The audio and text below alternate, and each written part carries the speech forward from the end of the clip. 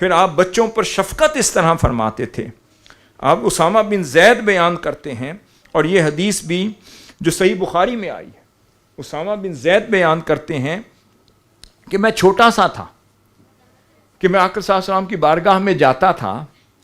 فرماتے ہیں یاخذونی فیقعدونی علی فخذہ، جیسے آقا صلی اللہ علیہ وسلم کی بارگاہ میں چھوٹا سا بچہ تھا، جب آپ کی بارگاہ میں جاتا تھا تو آقا صلی اللہ علیہ وسلم شفقت فرما کر مجھے اپنی ران مبارک کی ایک سمت بٹھا لیا کرتے، اور دوسری طرف سیدنا حسن مجتبیٰ تشریف لاتے، آپ ان کو دوسری جانب بٹھا لیتے، پھر ہم دونوں کو جوڑ لیتے، پیار فرماتے، اور پھر ساتھ فرماتے اللہم ارحمہما فانی ارحمہما، اے اللہ تو بھی ان پر اس طرح رحم فرما جیسے تیرا محبوب ان پر رحم کرتا، کرم کرتا ہے، لطف و کرم کی نگاہ سے، پیار سے.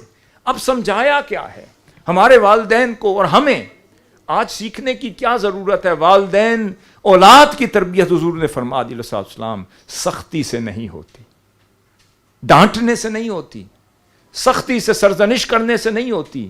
جس کو پہلے اپنی ران پر بٹھا کر، اپنی زبان مبارک چسا کر، اور پھر اپنے کندھوں پر بٹھا کر، اگلی روایت بھی پیش کروں گا، وہ صحابی، وہ آپ کے اہل بیت اطہار میں سے نہیں مگر عام صحابیہ تھی، ان کی صاحبزادی تھی، انہیں بھی اپنے کندھوں پر بٹھا دیا. اب نماز کے دوران اس کو بھی اپنے کندھوں پر سواری کا موقع دے دی. یہ آقا صلی اللہ علیہ وسلم کا لطف تھا، یہ کرم تھا، یہ شفقت تھی. تو پتہ یہ ہے پہلے پیار کرنا پڑتا ہے. اکرموا اولادکم، اولاد کی عزت کرنی پڑتی ہے، ان کی تکریم کرنی پڑتی ہے، ان کو پیار سے، حکمت سے، لطف سے اور کرم سے سکھانا پڑتا ہے.